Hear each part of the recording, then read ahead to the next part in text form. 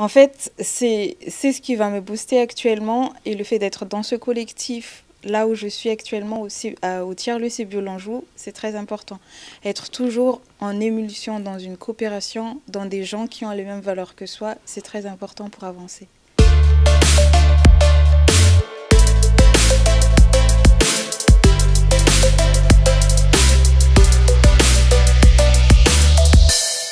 Ma vie de chef par CPME Pays de la Loire. Aïna, bonjour. Bonjour.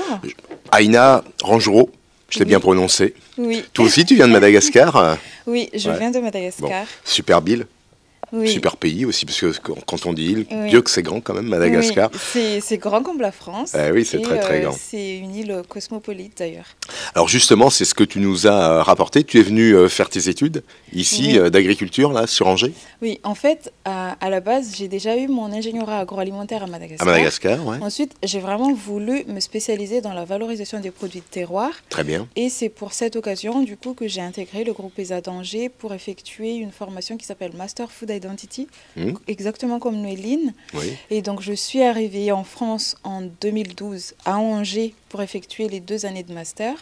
Et ensuite, je suis restée pour travailler et ensuite pour concevoir mon projet. Alors, quelques années plus tard, la société se crée, c'est les bocaux d'Aïna. Oui. Mais juste avant... La société Mi-Aïna, avec voilà, la marque de les produits bocaux d'Aïna. Exactement. Oui. Avant que cette société se crée, tu as fait combien d'années en tant que salarié avant? Oui, salarié. Dans l'agro-industrie? Oui, bien sûr. J'ai fait 4 ans et demi d'expérience salariale en industrie agroalimentaire, dans la gestion de production, mais aussi dans la gestion des ateliers de production. Alors, quelles ont été en toi ces idées qui t'ont poussé justement à créer ta propre société? Parce que quand on est salarié, on se dit, bon, bah, je suis bien, je suis au chaud, tranquille, je vais faire l'échelon social, ça va être sympa. Qu'est-ce qui t'a poussé à créer ta propre société?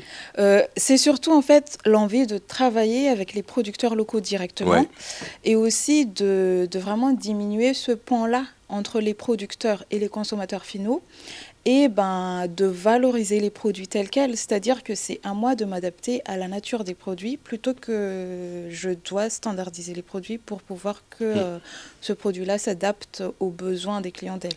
Finalement, l'objectif pour moi, c'était vraiment de trouver un compromis dans la valorisation des produits, mais aussi dans la valorisation des actions des producteurs.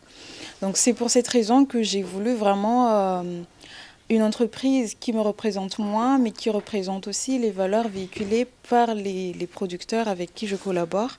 Et donc c'est pour ça que Mi-Aïna est née. Mi-Aïna, ça veut dire vivante, souffle de vie en malgache. Donc l'objectif de l'entreprise est vraiment d'être un souffle de vie pour les producteurs d'abord, bien sûr, et aussi pour les consommateurs finaux. Justement, Aïna, dans les premiers pas, on sait que la France est un peu rigoureuse sur son cadre administratif, d'autant plus lorsqu'on parle, je dirais, d'alimentation. Pardon. Il y a un petit souci du salon. Justement, cette problématique administrative, tu as pu trouver là aussi du conseil pour t'assister et déployer finalement l'ensemble des normes utiles et nécessaires.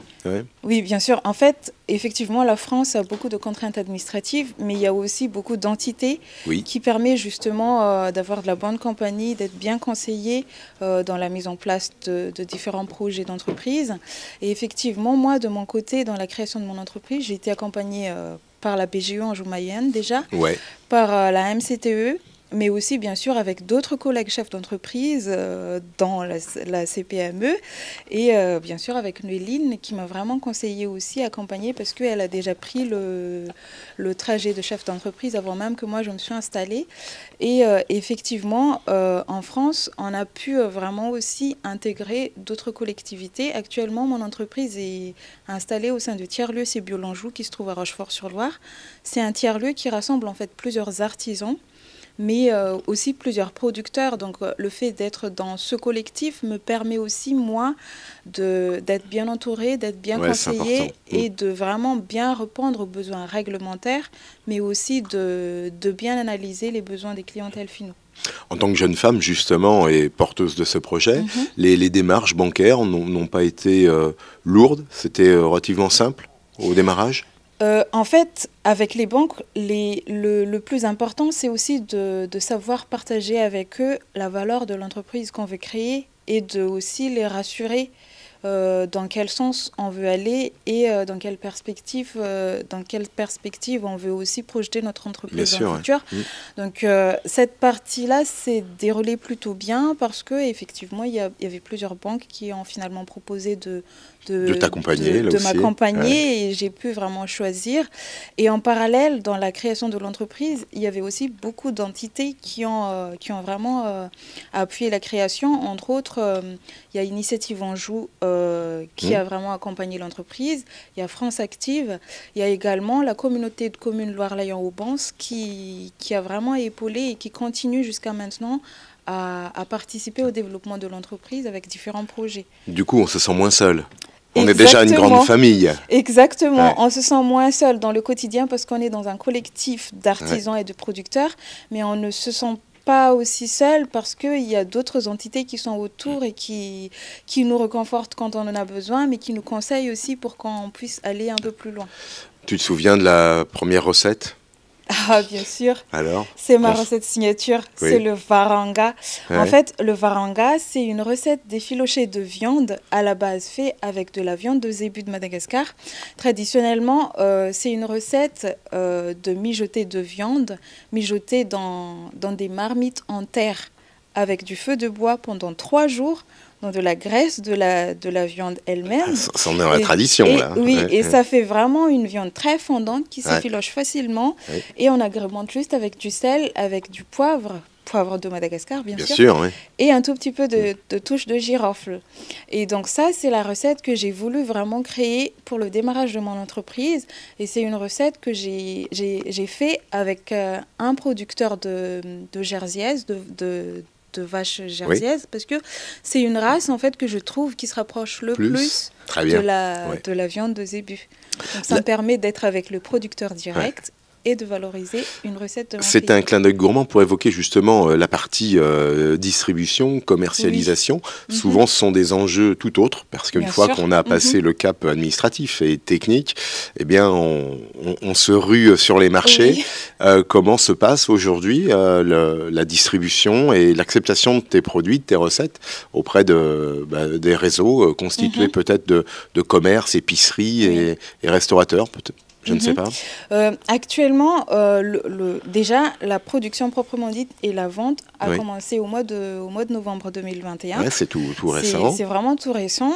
Et actuellement, la majorité des ventes se fait en vente directe. Très bien. Avec du click and collect assez bio-Lanjou, bien sûr.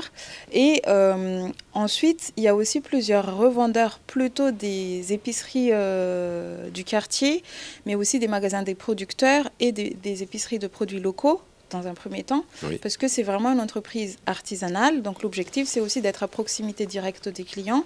Et donc actuellement, à Angers, par exemple, il y a 4 revendeurs directs. Entre autres, il y a Produits de Cœur, il y a Walpé Click and Collect Zéro Déchet. Ensuite, il y a prochainement aussi Proxy Saint-Léonard. Et en parallèle, on fait aussi des distributions dans des magasins de producteurs où c'est vraiment une association de producteurs qui gère le magasin et qui met à disposition les produits. Et bien sûr, dans le futur, l'objectif, c'est aussi de créer un site e-commerce qui est en cours de La communication, justement, numérique est fondamentale. Tu sens que pour pousser, il faut passer par l'ensemble des réseaux, ajuster, adapter ta communication avec quoi? Des outils vidéo, de la communication... graphique. En fait, effectivement, actuellement, la communication digitale, surtout, est très importante pour le développement d'une entreprise. Et je suis en train de travailler justement sur la partie, surtout visibilité réseaux sociaux, et aussi les réseaux professionnels, bien sûr, pour se faire connaître. Et donc, je pense que l'objectif, c'est justement d'aller dans ce sens-là pour avoir plus de clientèle. Effectivement, l'essentiel, c'est d'être en direct avec les consommateurs finaux. Et pour atteindre ces consommateurs finaux-là, il faut justement les atteindre via des outils qu'ils utilisent au quotidien. Et pour moi, c'est très important d'être présent au niveau des réseaux sociaux. qui est en cours de développement actuellement et bien sûr qui va se poursuivre avec la création prochainement du site internet. Il y a un jeu finalement entre la gamme de recettes que tu vas proposer et la communication, parce que finalement on est sur une terre de gourmands. C'est vrai que la France est finalement en plus dans l'année de la gastronomie. Oui. Proposer justement, comment dire, on coupera gamme. Excuse, j'ai fait une bêtise. Je la refais. Proposer des produits de terroir malgaches ne confronte pas, là encore, une idée de gourmandise sur le territoire. Il n'y a pas un surplus de communication à produire pour convaincre? Oui, en fait, déjà, pourquoi proposer ça en France? Parce que la France, c'est le pays de la gastronomie, comme vous venez de le dire. Et en parallèle, c'est aussi une occasion pour moi de faire connaître aux Français la gastronomie malgache, mais pas que la gastronomie, mais aussi les savoir-faire des malgaches et les produits locaux malgaches. Et donc, effectivement, en termes de communication, il y a des projets en cours sur la création justement des jeux. L'objectif, c'est aussi de faire participer les clients dans la création, dans la co-création de nouvelles recettes qui va justement représenter les deux territoires d'Anjou et de Madagascar. Effectivement, il y a des recettes où on a vraiment besoin de 100% de produits de Madagascar, et il y a des recettes où on a vraiment besoin de 100% des produits d'Anjou. L'objectif de Miaina, c'est de faire vivre ces deux territoires-là et donc de créer des nouvelles recettes qui vont représenter un peu les deux territoires. Et donc dans la création de ces recettes-là, effectivement, la participation des clients finaux et des consommateurs, c'est primordial. Parce que c'est eux, finalement, qui vont juger et surtout qui vont consommer les produits. Les enjeux, principalement, sont là sur la communication et la commercialisation. C'est ça qui va t'accaparer en 2022? Oui, c'est l'objectif en 2022. Et aussi, bien sûr, d'accepter d'autres nouveaux challenges qui sont en cours actuellement et qui vont en plus se développer. Parce que Miaina n'est pas seulement les bocaux d'Aina.